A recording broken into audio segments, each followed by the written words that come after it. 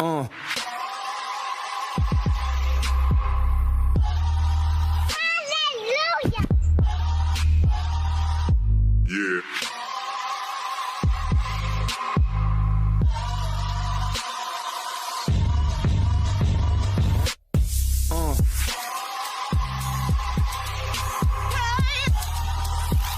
Hallelujah. Yeah.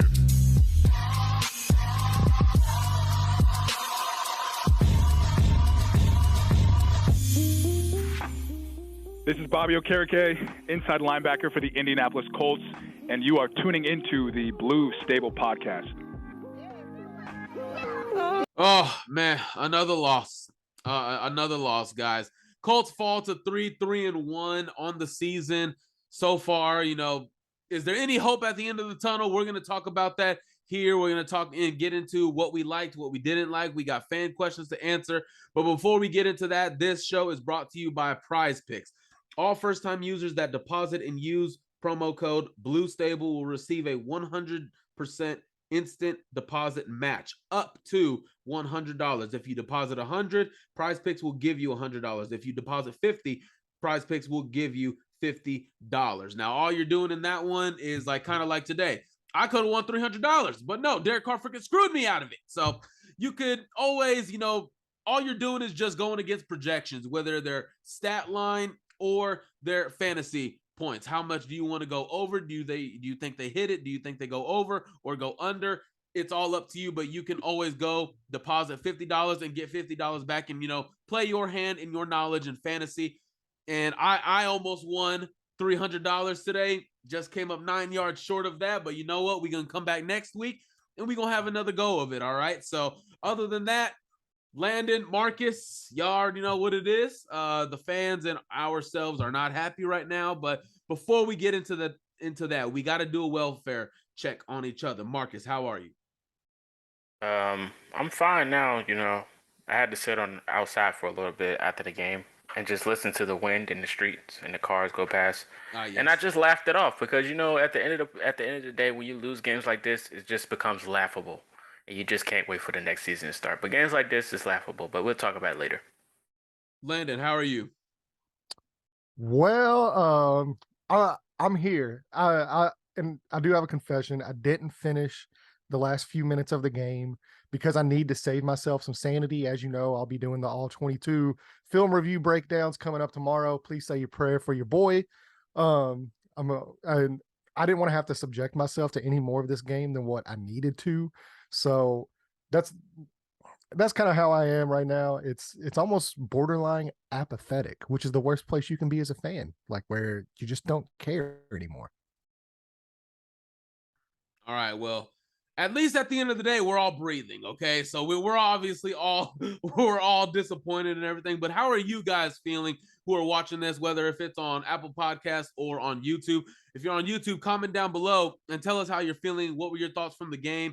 And definitely we want to hear your insight and your opinions on what we're going to talk about on the show. So y'all know how we do it, man. What we liked, we can start off with that. I want to start with Chase McLaughlin because if there's any bright spots on this team, especially at kicker, which used to be a huge dark cloud over this team, Chase McLaughlin has been good. He's been automatic. He's made every kick except for a long, 56, 57-yard field goal that was kind of rushed. But other than that, guys, he has been automatic. He hasn't been a reason why the Colts haven't been able to win a game, he just hasn't been a problem, basically. So this could be real quick, but I just wanted to give him some praise because he does his thing, make extra points, make field goals. So Marcus, let's just talk about a bright spot. Yeah, absolutely. Shout out to him. I feel like he's a lost son of Justin Tucker, how automatic he is. He's definitely reliable besides the last kicker. But definitely was trying to keep us in the game when we called on him. I mean, that's one of the things you need from special teams. We'll talk about the rest of that later on, but definitely was probably the MVP of the game. Like I said, if he could have kicked field goals from the whole game, we probably would have had a better chance winning. But, offense is the offense. So, hey. Landon, let's speak some good on Chase McLaughlin's name. Hey, well, I mean, like you guys pretty much covered it. Like that guy is, he's stepped up pretty big this season. He's made some big kicks.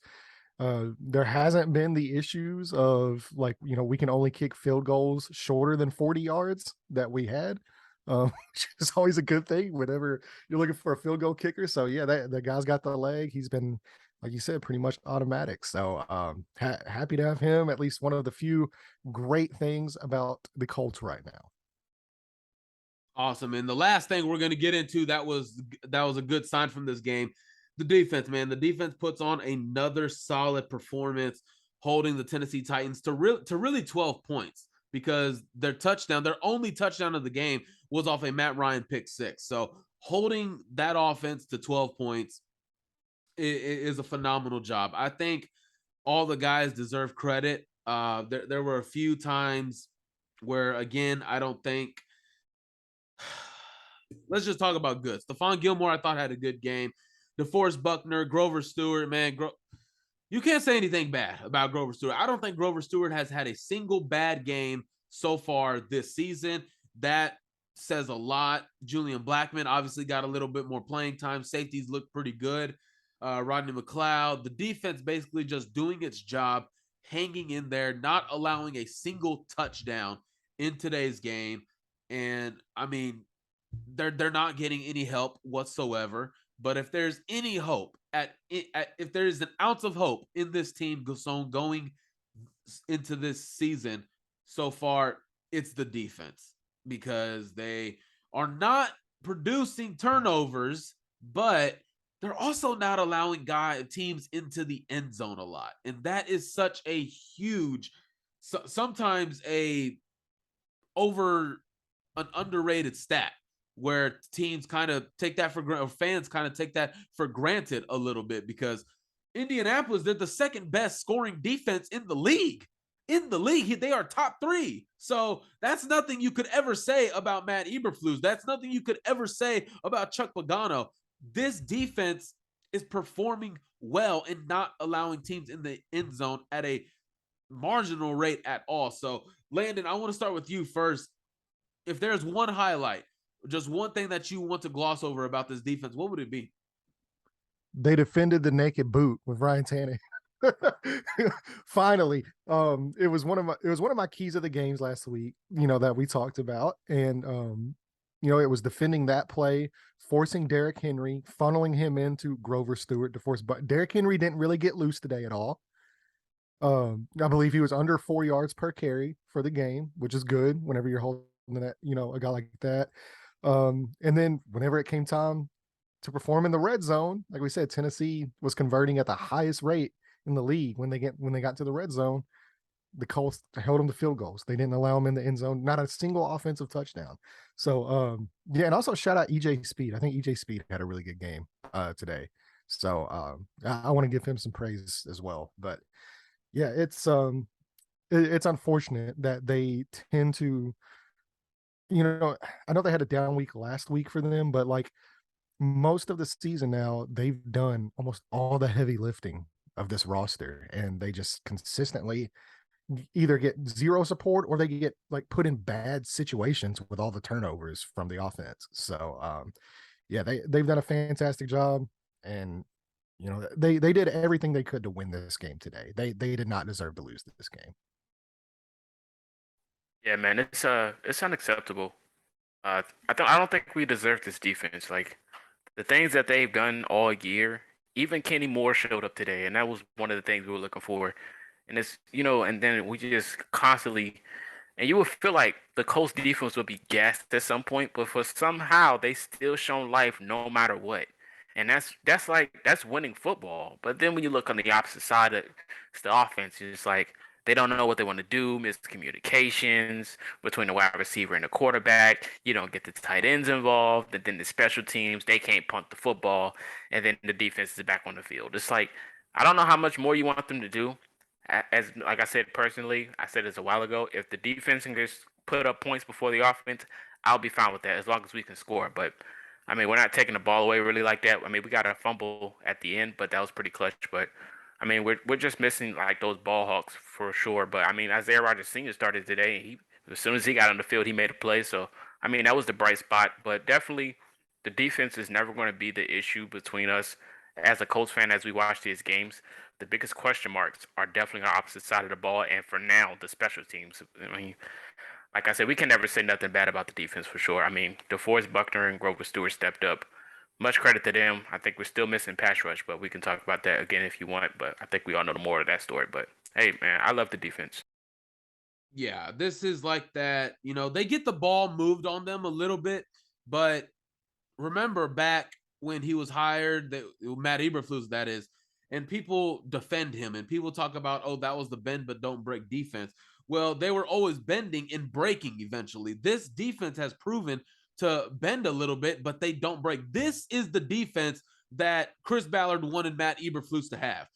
Maybe you get the ball ran on you a little bit. Maybe you allow some pass plays, but you don't let them into the end zone. You do not let them into the end zone. This is the defense that we all thought we were going to get for the last 4 years. The fact that it's finally here, I just want to give praise to Gus Bradley, to like Landon said, finally finding an answer to what Ryan Tannehill does best against you.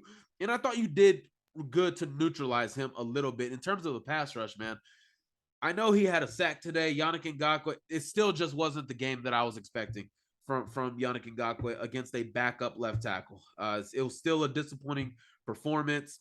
Could he be a guy that you entertain to another team at the deadline? We'll get into that. But other than that, I thought in the middle, DeForest Buckner, Grover Stewart, outstanding against the run. They were getting some pressure. They were doing what they needed to do. And it was good enough for the game, for their part. So, again, allowing 12 points, you can never get mad at that at all. Now, getting into what we didn't like here. Before we get into the obvious ones, let's start with Matt Hack. Matt Hack, it was not a good day today. He had 3 punts for a total of 47 yards, averaging 15.4 yards a kick, or a punt rather. Oh my goodness. So again, your defense allowed 12 points with your punter going 3 for 47. That's even more impressive. Matt Hack did himself no favors. He did us no favors. This was a bad game all around. Just special teams hasn't been an issue in terms of the punt game, obviously, for the last few years. The kicking game, that's a whole different issue that's been corrected. But for the punt game, obviously it hurts when you lose Rigoberto Sanchez. But then getting Matt Hack, been in the NFL, started many games. Well, I mean, if it's a punter, it doesn't matter if you start. He's had big kicks before. So this just doesn't help it. So this isn't necessarily something that needs to be glossed over a ton, but this definitely needs to be corrected. I'm not sure. I don't think you'll bring in punters to work out. I don't think you will. This has been like a one bad game. So if this continues, then it'll be something to look at for sure. I would definitely bring in punters because he's definitely easily replaceable. I mean, this is the same guy that lost his job in Buffalo to a rookie. So I'm not shocked at this point. He had a very terrible game. Like I said, if you want to try to win a game, you will make adjustments. So this week, they should be trying out punters because they try out a lot of no names every week. So I mean, I wouldn't be shocked if they try out punters this week for sure because he was definitely a huge reason in any type of momentum the Titans had this game. Yeah, I will say I believe his name's pronounced Hawk, but with his performance today, if you wanted to change it to Hack, I would totally be okay with that because he could not hack it today. Man, yeah, it's rough. And like you said, man, I agree. Okay, Siri, it's my bad. Well, what that was. Anyway, I agree with what you were saying though about like how much more impressive the defensive performance is when you put it into the context of them constantly being put in short fields, whether it was due to interceptions, whether it was due to the bad punts, and then them consistently holding Tennessee out of the red zone. And I also, I agree that unless there's an injury that comes out of this, like it comes out that like he tweaked before pregame or something was going on there injury wise. I do think at this point, because this is 2 bad weeks in a row for him. He had a really bad game, last week as well. I think you have to look at your options. You have to look at your options out there. I feel bad for Pat McAfee if he was in the stands watching today. That's not a good punter performance for your boy Pat. Hey, he could have been punting if he didn't take that College Game Day job. He could have been doing that as well. So, but I mean, I don't blame him. You know how much money he's making from WWE, College Game Day, Pat McAfee show. Like, yeah, I think I can not just kick leather for $800,000, right? So, turning the script here, getting into more stuff that we didn't like, and it's been more of the same. Slow starts, not getting the ball rolling. And you even saw in this game that they kind of took the same approach, went a little bit up tempo, but it went nowhere. So again, another slow start in a division game on the road under Frank Reich. I don't even know what the issue could possibly be. Like, to hone in on one specific area, what could the issue be for slow starts? Like, we can sit here and blame Frank Reich all we want, and yes, he deserves blame. But Marcus, you and I have talked about it. Landon, you have heard me say it before.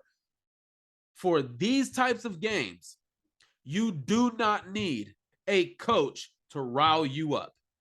You do not need it. At least I don't think you do. That's just me. That's just me, Michael from Texas. I don't know anything. Not like how these guys do in the league. Who in the hell needs to motivate you for this game today? Who needs to motivate you? You should already be motivated.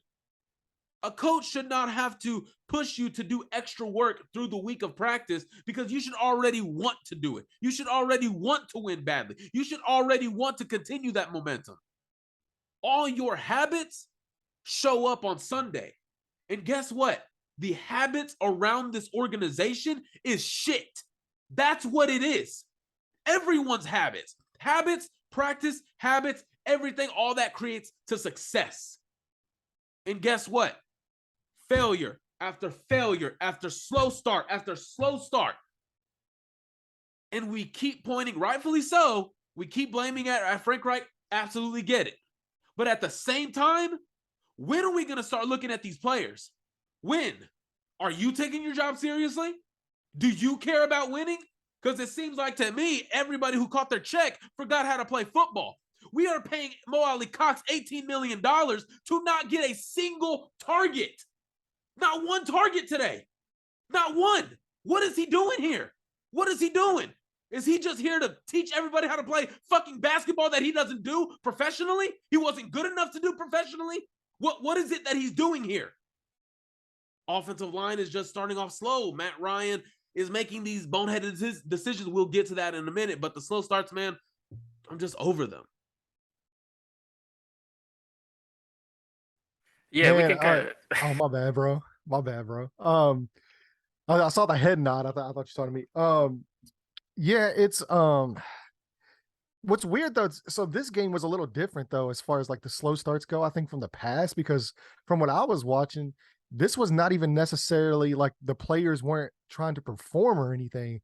This was strictly coaching to me. Like, I mean, like, you looked at the way the offense was ran. We're talking about like you're constantly having routes thrown short of the sticks. You're not pushing the ball down the field like at all. You're not getting your tight ends involved or not. You go away from whenever Jonathan, and I know Jonathan Taylor is one of the best running backs in football. When your running back is averaging more yards per touch than your quarterback and your offense, like your passing game is, that's not good. Like, that is not a good thing. So even if I was watching the game, I'm like begging them just to take a shot to Alec Pierce. Like, you don't even have to like have a completion, but like at least make the defense respect it, like it. And you're sitting there and you're watching it and you're like, what are these guys doing, man? Like, they're getting put in really bad situations offensively, like to their strength. And I know, like, we'll get into this a little bit later, but you kind of heard it come out a little bit from the players today. there were some frustrated guys. Michael Pittman actually spoke up a little bit. I mean, these guys are just as frustrated as the fans are. Trust me. And that does not bode well in that locker room. Whenever you have stuff start coming out from the locker room about frustrations, that's not good from a coaching perspective. That means you're starting to lose guys. Guys aren't believing in what you're doing on offense and what you're teaching and stuff like that. So, yeah, to me, the guys were ready to play. Paris Campbell showed out. Jonathan Taylor looked good. Even, I know the offensive line didn't have a great day overall, but I mean, I don't think they were atrocious as what Twitter was calling out for.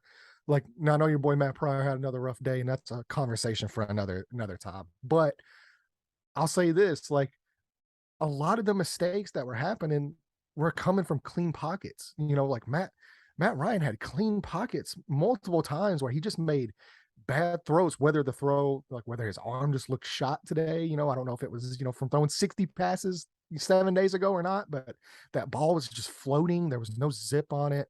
They weren't pushing the ball down the field at all.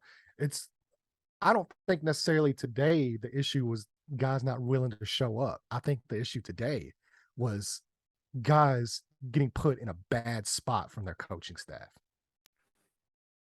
Yeah, I agree 100%. It was funny when Mike talked about, Mo Ali Cox and all the money he was being paid. I was like, well, if you're paying him, why don't you use him? There were play designs and he just wasn't involved. I mean, there was a play where we were 3rd and 20 due to a penalty, and we went to go for play for 10 yards. So we was just missing an extra 10. We weren't trying to force it down the field at all. The tight ends only had one snap when they caught the football, maybe one rep. But I mean, the tight ends wasn't involved. Alec Pierce barely got involved. And then you mismanaged Jonathan Taylor. I know he came back from injury, but when he got the ball, he was showing he was his natural self. So this should have been a 50-50. I mean, take the pressure off of Matt Ryan, run the football because they didn't have an answer for him. And Mike Vrabel probably knows Coach Frank Reich more than anybody else. I mean, his record against him is pretty winnable.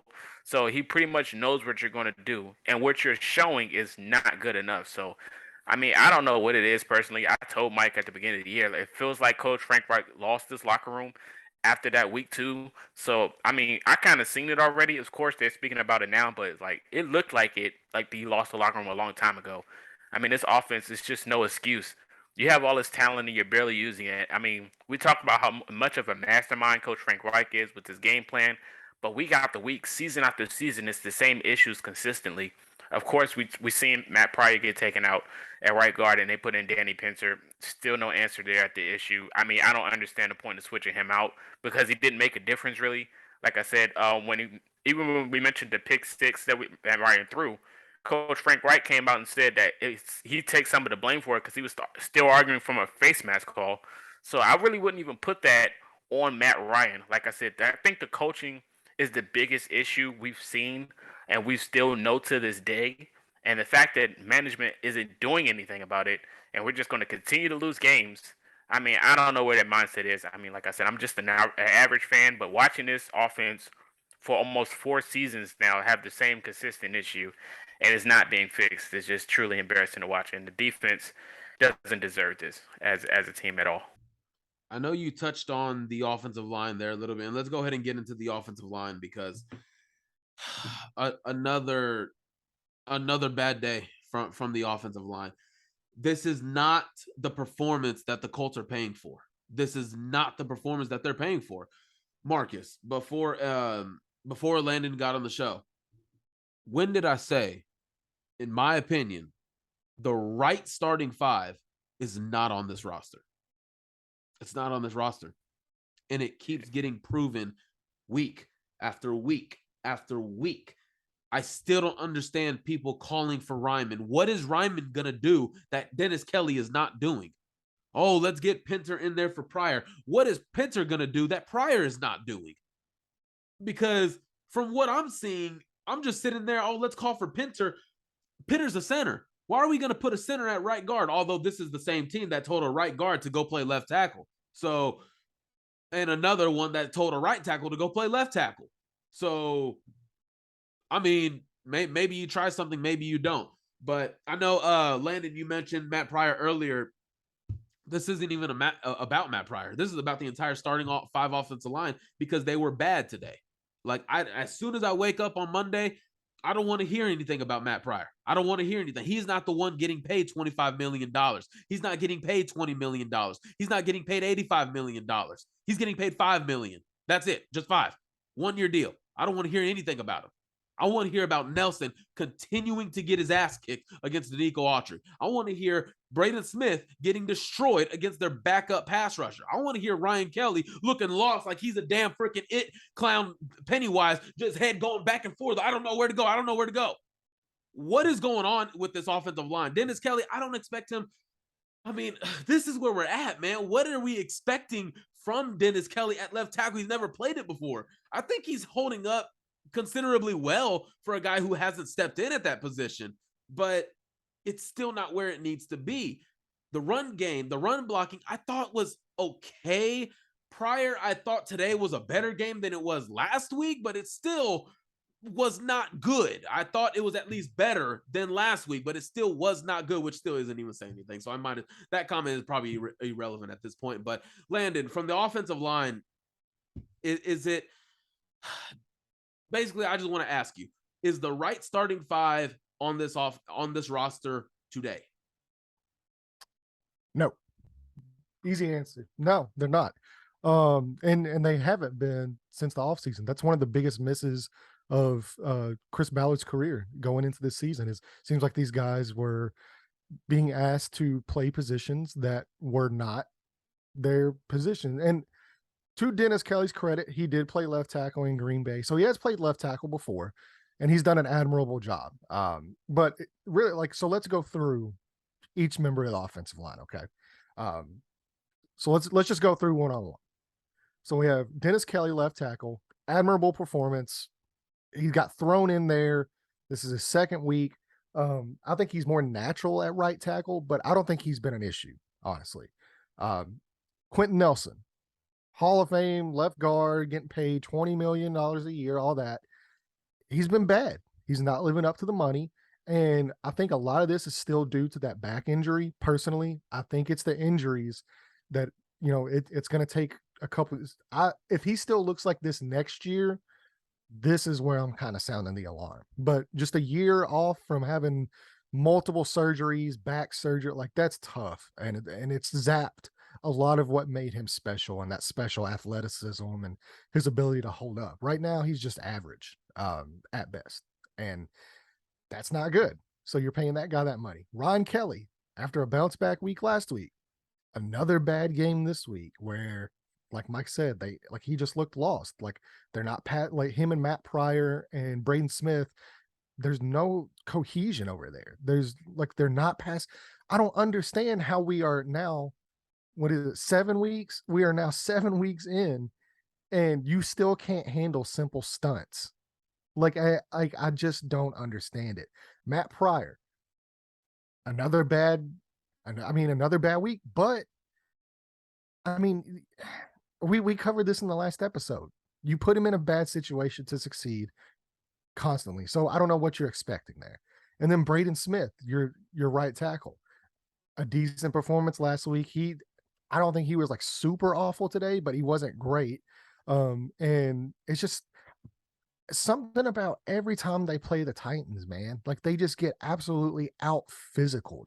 And it's not just a one-off thing now. This is going back multiple years, 3 years. If you want to blame it on Chris Strausser, I think that's probably okay. If you want to blame it on the players, that's probably okay.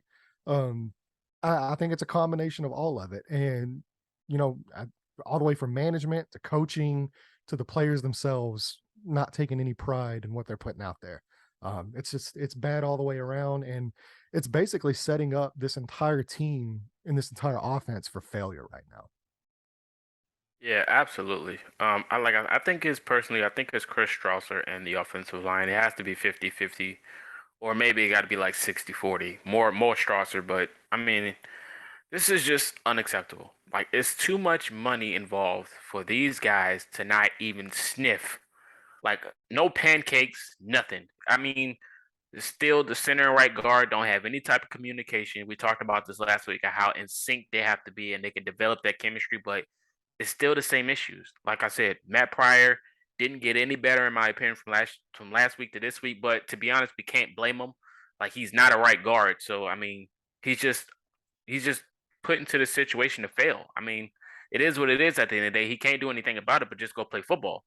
But when it comes to it, it's like, Denico Autry, a guy that you got rid of and didn't want to pay money because that's the Ballard way. He wanted to pay his guys and build through the draft, yada, yada, yada.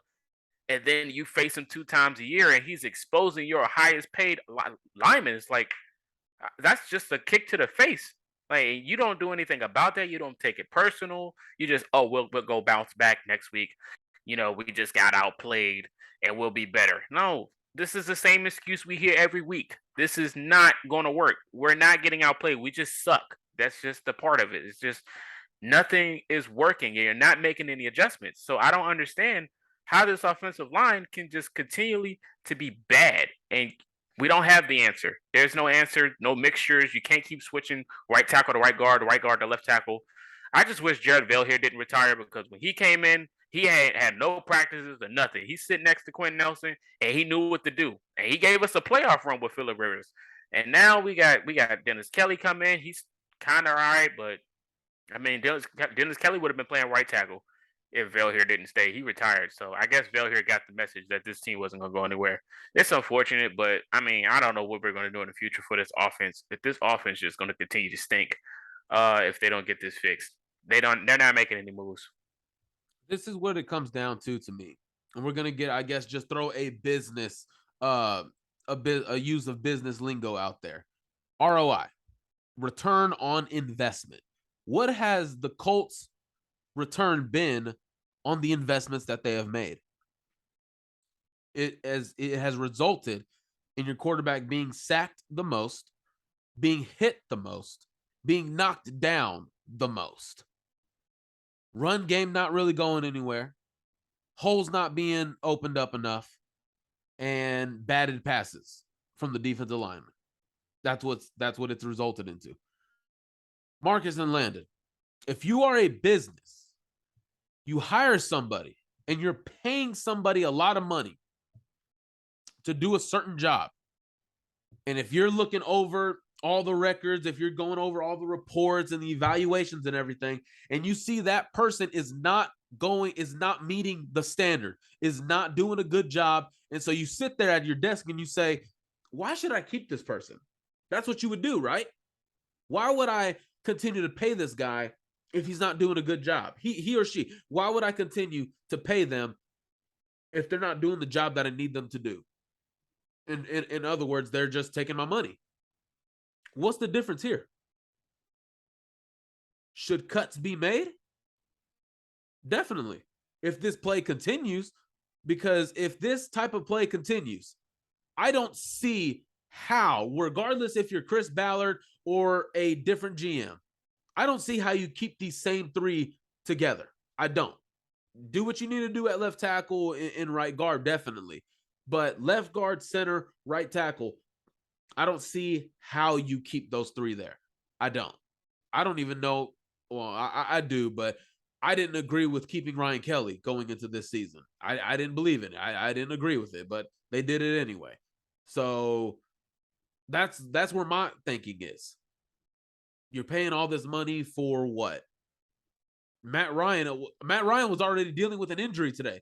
He was favoring his right shoulder, his throwing shoulder.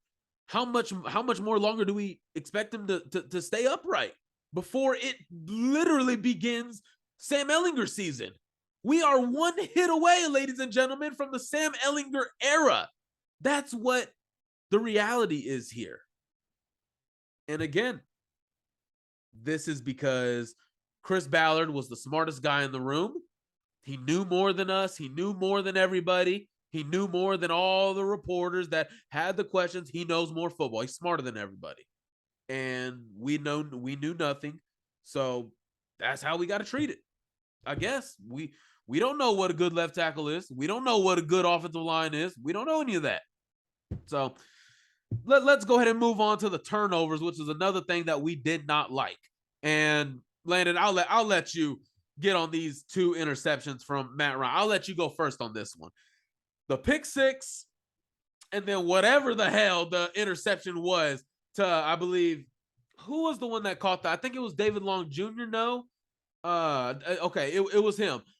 I don't know what he was doing on that one, but please take the floor. Okay, so let's start with the first one, the one that Paris Campbell. So pretty clear they brought zero. So I mean zero defensive backs, they're blitzing everybody, everybody's coming at you. This is a combination to me. It's about half on Paris Campbell and it's about half on Matt Ryan. So at that point, that's where you get into something called a hot read. You get into your hot read where that's, you make an adjustment, you go hot. This guy's supposed, if they show zero, this guy's supposed to run a certain route. Your quarterback gets the ball out. As soon as it snaps, as soon as it hits his hands, it's out. Paris Campbell, for whatever reason, he didn't even turn around and look at the ball. I mean, nothing. But on top of that, Matt Ryan threw that directly into double coverage. And this goes back to coaching, which I talked about a little bit earlier. Whenever you constantly have these short routes ran, these like little sticks and these little crossers, and you're not pushing the ball down the field, the defense does not have to respect your deep ball. They have no worry. So what does that do? That allows cornerbacks to set on these routes and jump these routes. They're basically, whenever you're not getting scared of them going over the top. So your defensive backs, they're sitting and waiting on these routes. And Matt Ryan does not have any zip on his ball to get there. Like he's not out throwing coverages. He's not going to beat these guys with accurate, or the only way he's beating them is accuracy and anticipation. And both of those were not present today. So yeah, that's, to me, it's a little bit on Paris Campbell because he didn't even look for the hot read. Like if clearly he was the hot guy on that route, and just complete miscommunication there between him and Matt Ryan. But if you're Matt Ryan, you also can't, like, if you see him going into like, you have to see that DB breaking on that ball. You can't throw that pass. Now let's get into the more egregious one, and that's the second one. So Mike, I know you had a big issue earlier with Mo Alley Cox, not showing up, didn't have a coverage. On that play, do you know who was wide open on a mesh route? Mo Alley Cox, wide open. Well, he probably would have dropped it, but he was open. Yeah, I mean, he wouldn't have dropped it. He wouldn't have dropped it. We don't know what would happen, but at the end of the day, look, you have multiple options open, and now this is multiple games now that we've seen this out of Matt Ryan. And whenever he is pressured, or that internal clock speeds up, he panics. That's all that is he's panicking internally because he's needing to know, how do I get the ball out as quick as possible? Even then, I don't know what you're even looking at there. I don't know what you're looking at. Obviously I'll have to go, look at the film whenever I get it tomorrow. I mean, that's what it's all contingent on. Cause right now I'm just going off of broadcast footage, but I don't know what you're looking at there. Cause you have a linebacker, and I don't know if the other guy was, I think it might've been a safety that was on him too, that was waiting. The guy's double covered. Like, you have two guys waiting on that. And I just don't understand that. Like, it's just mind numbing bad decision making from your quarterback, who's supposed to be, even before this game, what did we hear from Jim Irsay? I know it was on leadership. Like, I don't care what it was about. If I have to hear somebody else compared to Peyton freaking Manning again, I'm gonna lose my mind, dude. This is like, there is no comparison to Peyton Manning. I don't care if it's leadership. I don't care if it's accuracy. Like, shut up. Like, just leave it alone. Like, this, he's not Peyton Manning. He's 37 years old. He doesn't have, the arm to do what they're asking him to do. And even then, everything around the guy's crumbling. So, yeah, like, is it on the quarterback? Yes. Is it on the offense? Yes. Is it on the wide receivers? Yes. The answer is yes. Like all of the above. But yeah, it's putting everything at risk. It's putting the defense in bad spots. It's putting your special teams in bad spots. It's putting your offense just in general in bad spots. Like, I don't know how many more weeks we have to sit back and watch what this is doing. I I don't have an answer for it anymore. I don't know. I'm going to pass it to you because I want to hear what you guys think of everything that happened. Yeah, this answer should have been solved weeks ago if that's what the answer you're looking for. But I mean, like I said, yeah, definitely it goes from 1 to 10. It's not just the QB, it's not just the wide receiver, it's the coaching as well. You forgot to mention that, but the coaching has a lot to do with this as well.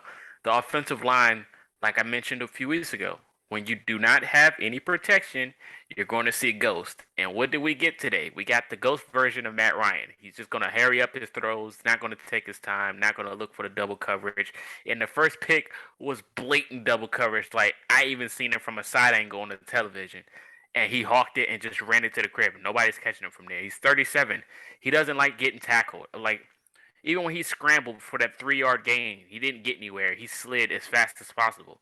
This dude, Matt Ryan, is like he can have his bright moments when he has protection, but when he doesn't have it, he turns into Zach Wilson of last season or Baker Mayfield. He's just god awful. It's just god awful. It's like you don't want to see that from your starting quarterback, but it's just going to be bound to happen, and it's something we're going to have to be a witness to. I mean, of course, we would ask for coaching to help him. But it's poor game plan. Like the plays are so obvious. It's not helping Matt Ryan at all. Like, of course, we mentioned the zero blitz and trying to make the hot read, but that was just pure miscommunication. And that should have been adjusted on the fly before you even snapped. You seen everyone doubling down and coming in.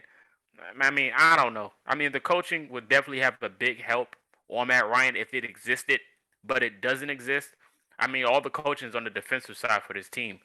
I don't know what's going on the offense. So I can coach this offense if I could, but like I said, it's definitely just not just Matt Ryan. Of course, you can blame him, but I'm putting more blame on this head coaching. This coaching staff than the QB at this point because it's unacceptable. Anybody could have played that position today and threw a pick six because there's no protection. It's that simple. I don't even. I think Matt Ryan's problem is he got too used to playing in Atlanta after 2016. The talent went down, and the offensive line, talent-wise, was not up to where the Colts should be, but on paper, they're better. But yet, even last year, he had better protection from his offensive line. Hell, do we need to go and get Jake Matthews from Atlanta? Do we need to go do that? If we're down to do that, put Dennis Kelly at right tackle, put Braden Smith at right guard, hey, let's do it. But again, I don't want to give up any assets until we get the guy in here. And everybody knows who we're talking about, the franchise quarterback. Until we get that guy in here, I'm not trading for anything else. Nothing else. I don't know what Matt Ryan's problem is. I don't. I'm not a quarterback guru. I don't know what it is. It just seems like stupid decisions. That's all it is. That's all it boils down to. Are you making a good or bad decision? And I see bad decisions. I see bad game planning. I see bad execution. I just don't get it. And I'm kind of the fact that we're talking about the same issues in week 7 that we were talking about in week 2 of training camp. That is a huge red flag. Nothing is improving. Nothing is improving because, they went and beat Jacksonville. Great moment for Alec Pierce. Yes, great. But how did the rest of that game look? I didn't let that game cloud my judgment and what I thought of this team. That's why I picked the Titans, because they haven't shown me anything this year. They haven't. You beat the Jaguars. Okay, you should have done that. You beat the Broncos. You should have done that. Hell, you should have blew them out, honestly. Should have done that. Beat the Chiefs. Okay, give you credit there. But you tied against the Texans. You got shut out by the Jaguars. You lost to the Titans. Matt Ryan has just not been good. It hasn't. And, man, I don't know what more we can talk about. Like, I know I'm not about to spend the next 11 weeks talking about the same issues we were talking about in week 1, because I've said it before on this show. If your problems in week 1 are still your problems in week 18, you're not going anywhere. You're not winning anything. And quite frankly, you probably are picking top 10 in the draft. I don't see that happening with this team, because we'll get into it here in a little bit, but Frank Reich and Chris Ballard are just not in a position to tear it down. They're not. So, guys, thank you so much for listening to the show, by the way. I mean, I hope we're sharing frustrations with each other. Everything you're thinking, I hope we're saying, but if we're not, comment down below in the comment section and let us know what you are thinking. If there's another point we didn't bring up that you have on your mind, let us know. So let's go ahead and get into let's go ahead and get into some Twitter questions here. Thank you for everybody who put in some questions as well. Oh man, okay. So this first one, guess this is a little bit of a funny one from Jen. Isn't discussing this team exhausting by now? I feel for you. At least I can turn the game off and move on to something else. We can't move on to something else. We can't. We're invested in this, unfortunately. But thank you for that. And yes, it does get exhausting. You start the game taking notes, and then it just hits a certain point in the game where you say, you know what? No more notes are needed. I got everything I needed to. And that's exactly what I did. Let me see here. That is exactly what I did today. Hold on. That's exactly what I. Yeah. At least you took notes, man. Like I said, for me, like I know I've got to go back and watch the film tomorrow. You know, do the breakdowns, see what went wrong, and all of that. I turned it off because I'm like, look, there's only a few minutes left. I know how this is going to end. You know, I don't want to subject myself to this any more than I already have to. I just checked. I stopped taking notes at 7:56 in the third quarter. That's all that I saw what I needed to see. Yeah. So that's just it right there. Moving on to another one. I don't know what this one is doing, Jay Silva. Guys, would you bring back Carson Wentz? Landon, I'll let you go first, man. No. Jesus, no. Can we please get off of the Carson Wentz narrative? Like, I don't know what more you guys need to see and what. Like, I don't know what more needs to be said. Like, I don't even want to talk about Carson Wentz, honestly. Like, no, just no. Marcus. Carson's not even QB1 in Washington, so why would we want him back here? Like, he wouldn't be QB1 here either. Like Heineke season. Yeah, like Heineke is out there doing his thing. I'm more worried about Heineke than Carson. I wanted Carson to play so we have a better chance of winning. But it is. Back in here, no, absolutely. Bro, if we lose to we'll save that for Thursday. Here's another one, and this is kind of a two-parter. What does your head coaching big board look like? Assuming if Frank Reich gets fired, who are the guys that we would go with? And then the second one, sticking with Matty Ice next year or looking to go young via trade or draft. So I guess we can touch on the first one. My head coaching big board, I haven't decided who the number one guy I want to go for yet because I haven't decided what type of head coach I would like to see this team bring in.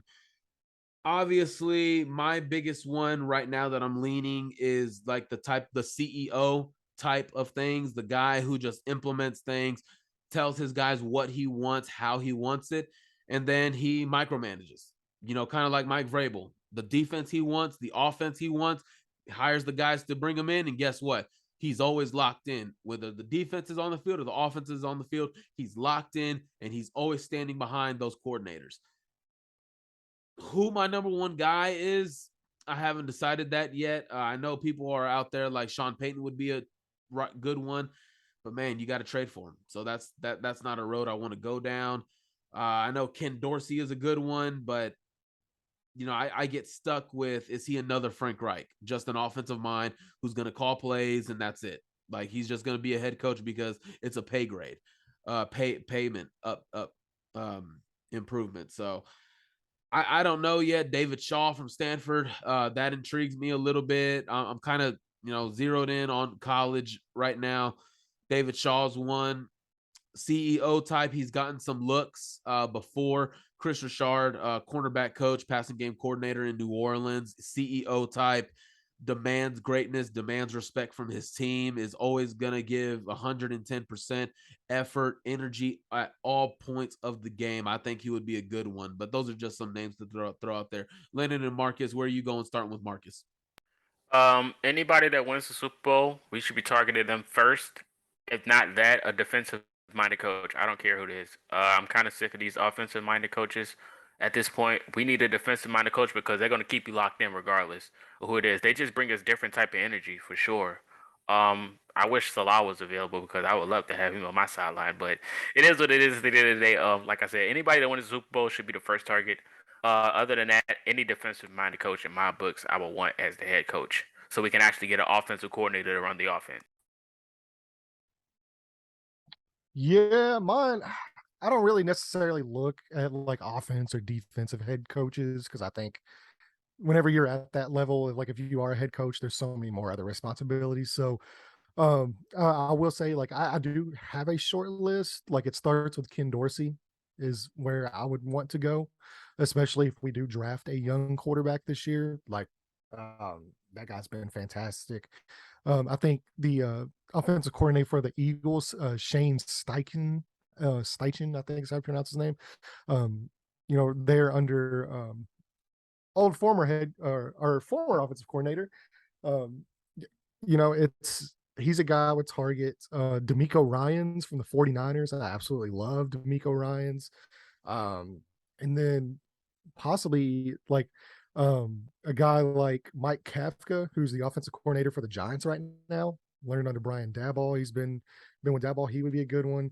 There's a lot of, I'll say this, like if they do decide to move on this year, there's a lot of really good head coach candidates coming out from this class. Even a guy like Shane Waldron, as you know, we see what he's doing in Seattle with Geno Smith and that offense out there. So I think he would be a fantastic head coach at hire. So yeah, there's a lot of really good options that we could use. I would be more concerned on who's making that head coaching hire. That's my biggest concern. Oh yeah, I think another one that I want to give some love to here because he's actually done some good things in Seattle is going to be Clint Hurt, the defensive coordinator. He was just promoted to defensive coordinator. He spent, I think it was 3 or 4 seasons with the team as the defensive line coach.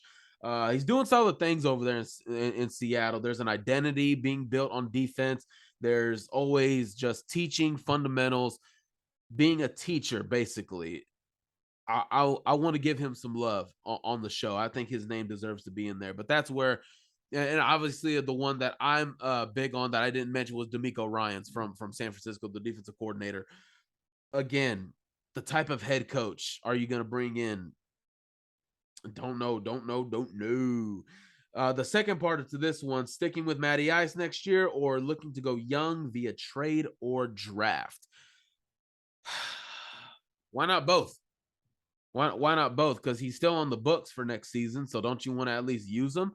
I think regardless if Matt Ryan is on your roster or not next year, you need to make the move in the draft. I don't care if you finish 32nd or you finish 6th in the overall drafting order. You have to get the guy in, whether if it's to learn behind Matt Ryan or to start immediately. But he needs to be in the building in April. At the end of April, he needs to be in the building. He needs to be out there at rookie minicamp, at OTAs, training camp. He needs to be out there. So that's where I'm going. I'm going the draft one way or another.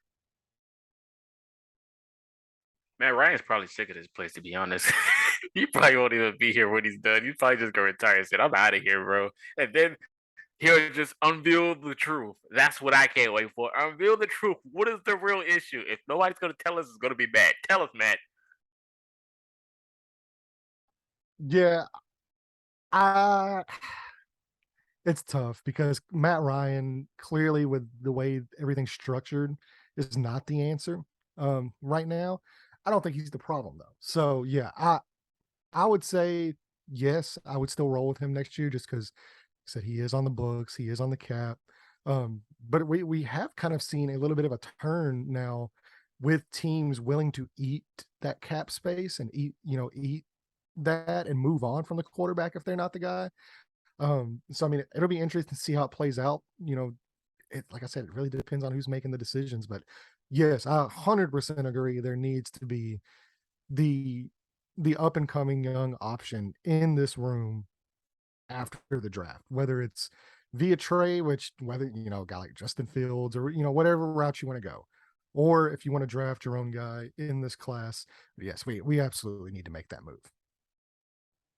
I agree. Here comes another one. And before we get into that, Another thing I just thought of, obviously we know the news, Christian McCaffrey was traded to the San Francisco 49ers, but what about Carolina declining or rejecting rather 2 first-round picks for Brian Burns? That's insane to me. Well, have you seen the meme of the guy that does I can't remember what the show is off the top of my head, but it's the meme video, and it's the guy that's like, it's false. It didn't happen. We made it up. That's what that report is.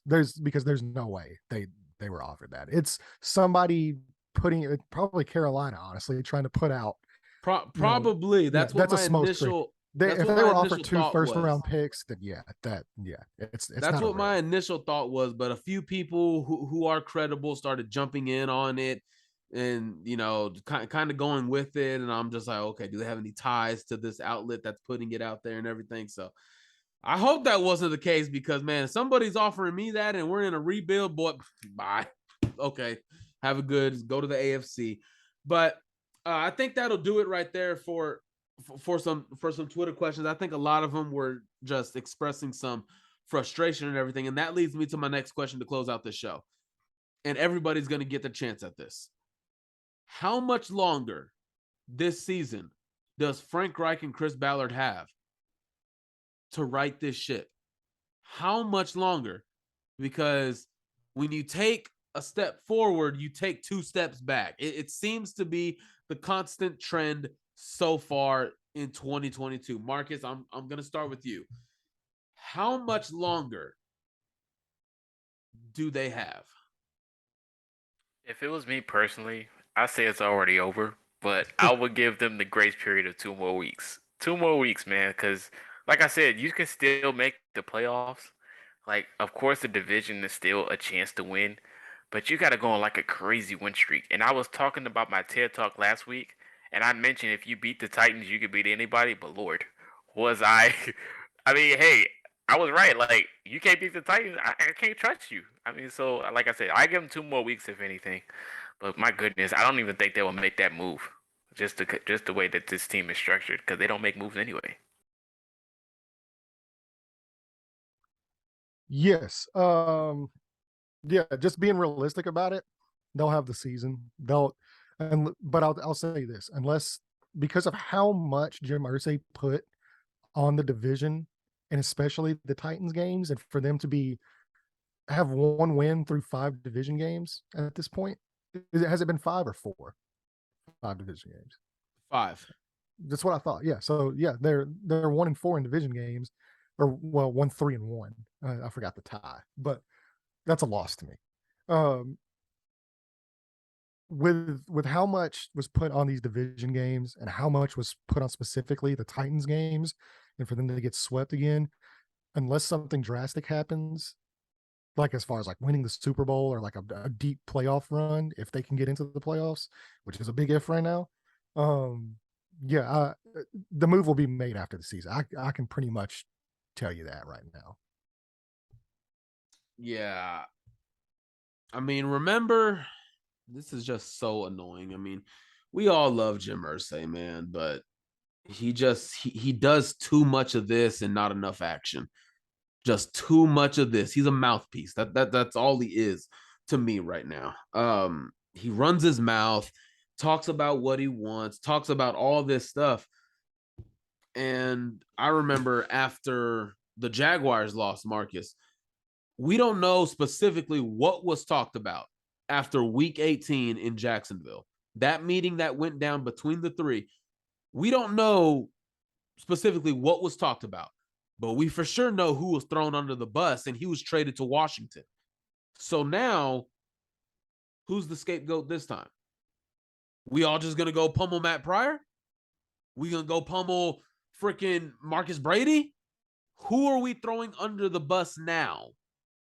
Because all I've seen from this regime is pointing fingers and not enough accountability. And accountability starts at the top. And Jim Irsay holds nobody in this franchise accountable. Nobody. Not 1 ounce can you show me where he held someone accountable. Never. Never. He gets rid of guys too late or too early. How quickly did it take him to get rid of Jim Caldwell? How quickly? Jim Caldwell was not the problem with this team, but Jim Irsay made sure he was the scapegoat. What about in 2014? The team clearly had a horrible head coach that brought a defensive pedigree, right? But who was the scapegoat that season? Pep Hamilton, who, quite frankly, is actually really great offensive mind you. Thought the season turned around, and guess what? No, the same issues were still there. And then your head coach and GM are clearly not working together, clearly hate each other. Let's go to therapy. Let's sing Kumbaya. And I'm going to be the smartest guy in the room, and I'm going to give you both extensions. Yeah, because I'm Jim Irsay, and I can fix anything. And what did it result in? Nothing. You fired your GM a season later, fired your head coach 2 years later, no winning seasons after those extensions were given out. And then here comes Chris Ballard, who's done, I think, a solid job, obviously, with the draft classes and everything. But you go back, free agent whiffs. You had a situation in going into 2021. Guys, in 2021, we could have made the playoffs if we just had Charles Leno at left tackle, the guy who wanted to be here, the guy whose agent was constantly calling Chris Ballard. But nah, he had Eric Fisher on the phone. Why? Because he knows more than us. Because he knows Eric Fisher is better than Charles Leno, allegedly. He knows more. He's smarter than everybody. How did that work out? How did Danico Autry work out? He's killing you every time you play him. And hell, I've defended the move, but I can't defend it anymore. I can't. I've defended this move of not bringing Danico Autry back. I've defended it, and I can't anymore. And here you go. The ship is continuing to sink. Continuing to sink. Crickets. But if you win, Jim Irsay, where's that camera? Where's that microphone? But when you get embarrassed, quiet. Get on that golf cart, get to your jet, go to your multi-million-dollar mansion like nothing happened. For me, it all has to start at the top. He's great for the community. We all love him. He's done so much to turn his life around that nobody could ever say we've been there before. He's done so much well. But on the football side of things, it just leaves too much to be desired. I'm with you, Landon. I think they get the season. But Marcus, remember when I said if the Colts lose the next 3, Jacksonville, Tennessee, and Washington, you lost the division game, you lose another Tennessee game, and if Carson Wentz obviously he's on IR now, he won't play, but could you imagine how angry Jim Irsay would be if you lost to Carson Wentz in your home angry. stadium? I would be if we would have lost. We would all be angry. Landon, this is something that I brought up. Could you possibly see a firing? Because this is the guy you pushed out of town, but he comes back and beats you. I think for Chris Ballard and Frank Reich's sake, they are happy that he will not be playing that game. But I just don't know what to think of the leadership now. Like all the Colts that are coming out, Nyheim Hines had a lot to say at the end of the season, not just about Carson Wentz, but about coaching. Jonathan Taylor has maybe dropped some crumbs. Michael Pittman, who you see as the leader on the offense, coming out and saying something. Anytime stuff like that happens, there's always something going on behind the scenes. Always something going on. And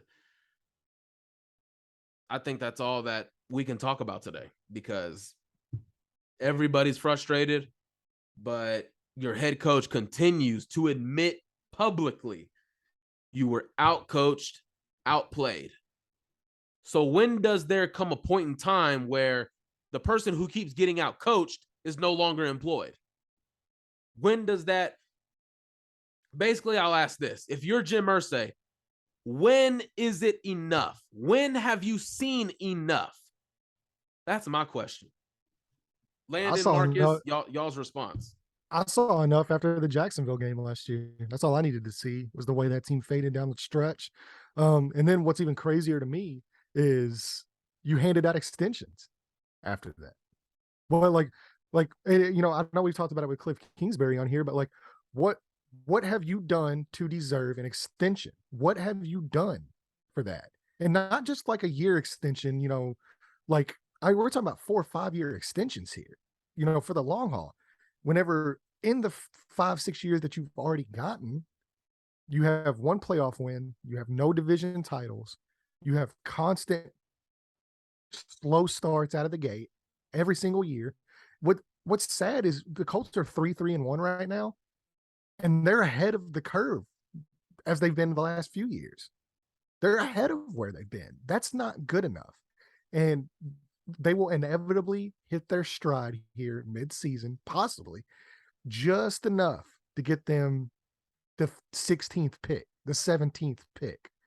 The one place you do not want to be as a franchise is mediocre. You either want to be at the top or you want to be picking at the top. That's the way it is. Right now, this is a mediocre the definition of mediocrity, by the way, because I believe Chris Ballard has a 500 record as a GM. Perfectly 500. This is the definition of mediocrity. And until you are ready to not settle for mediocrity, whether that's as a coaching staff, as a franchise, as an owner, you're going to keep spinning in hamster wheels. You're going to keep spinning circles. So yeah, that's my only response to that. We'll see what happens. I fully expect, like I said, unless something drastic happens from everything that's come out and everything that's probably coming out behind the scenes right now, unless something happens drastically as far as either they make a deep playoff run or they win the Super Bowl, this is probably the last year of this regime. And we need to start preparing ourselves for that. I surely hope this is the last season. I'm so tired of being the Indianapolis average Joes. Every team that comes to Indy or we go on the road, they just look at us and laugh because they don't see us as a threat. I mean, of course, you see Michael Pittman Jr., you see Alec Pierce, but then again, you're like, oh, I can get through this offensive line. Matt Ryan, oh, all we got to do is send him a blitz. He ain't going to read it. And it's like, it's the same thing, repeating cycle over and over again. I don't even think teams fear Jonathan Taylor anymore because of the offensive line protection. So it's just like Indianapolis average Joes every week. It's like you don't even know if you want to pick them to win or you're gonna pick them to lose because you don't know which team's gonna show up. Oh, but we do know we're gonna see Irsay. Let's go Colts or the roof is open. Like I don't even think that matters anymore. So we don't have. I mean, we don't even have home field advantage in my knowledge. Like this team, I just want all of this to be over. Get a franchise quarterback. New head coach. I mean, if you want to keep Ballard, I guess, because he does decent at the draft. But I mean, the talent is there. We just don't have any coaching. So I hope this is the last season, to be honest. Yeah, I agree. And I like what Landon said right there. The last place you want to be is mediocre because that's when you're going to be picking in the 16, 17 realm of the draft. Me personally, and I said it on Twitter today, I would rather just be bad. Like, I would rather just be bad. And I know there's that question, oh my gosh, you never tank. The fact that people talk about they want to tank is pathetic. You know what's been pathetic is the last 5 years. That's pathetic. That's what pathetic is. Now, two completely different sports, right? Two completely building philosophies of a roster. But look at what the Indiana Pacers are doing. Took them a while. But doing it without saying it, they tore it down. And they are rebuilding right now. They're doing it without saying it. You cannot sit there and watch the Indiana Pacers last year and tell me they are not tanking. You could not tell anybody in Indiana that. But you know what's crazy is that they were all for it, for the Pacers. But they think it's blasphemy when it happens for the Colts. That's what I want to know. That's the two-face fan that I want to know about. You're okay when the Pacers do it. But for the Colts, it's blasphemy for us to talk about that. I want to be top 5 if I know that quarterback is going to be there. Because as far as we know right now, the Chargers, they could end up at 7, 18, 19. It doesn't matter to them. You know why? Because they got Justin Herbert at number 6 overall.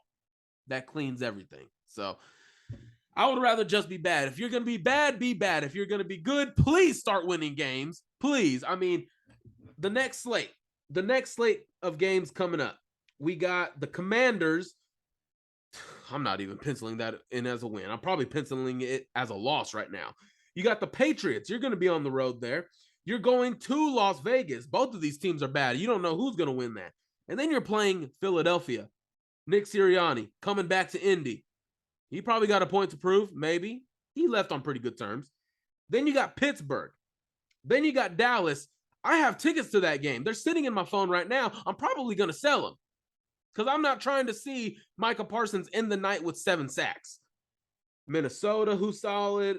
The Chargers, the Giants. Man, this is not looking like an easy schedule. I said it in the offseason. That is not an easy schedule. That is a hard schedule. So other than that, guys, we'll go ahead and leave it at that. If you guys have any other questions, comments about our takes or any take that you want to give us, comment down below. And if you're not already, please be subscribed to the Blue Stable Podcast on YouTube as well. We appreciate that. And other than that, guys, any other closing remarks from you guys? I don't have anything else. What about y'all?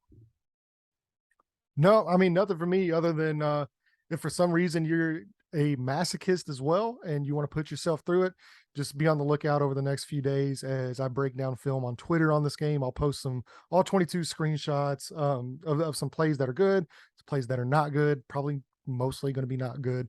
And just make sure to, check out the rest of the stuff. I know, Lucas Robbins or at Robbins Lucas, if you follow him on Twitter, he's got some good stuff as well. We got some other great articles coming out based on this game. Want to give a shout out also. Let me see here. Let me pull it up. I'm in the wrong chat. But yeah, Jack Geely, I think. How do you pronounce his last name? Is that Jack Gooley? Gooley, yeah. So he's got some good stuff coming out. So even if you're on Twitter and you just want to give those guys a follow as well, and check out the content we've got coming out over the next few days. Absolutely, guys, over there doing some work, doing the Lord's work right there. So other than that, he is Marcus, he is Landon, and I am Michael. Hopefully we have some type of good news talking about next Sunday, but catch us on the preview show for Colts Commanders in Indianapolis next week, next Sunday. Hopefully we are treating instead of tricking, So other than that, guys, have a blessed week. And to make myself happy, I'm going to just go watch some TCU highlights. That's what I'm going to do. So other than that, have a blessed week. Stay safe. See you.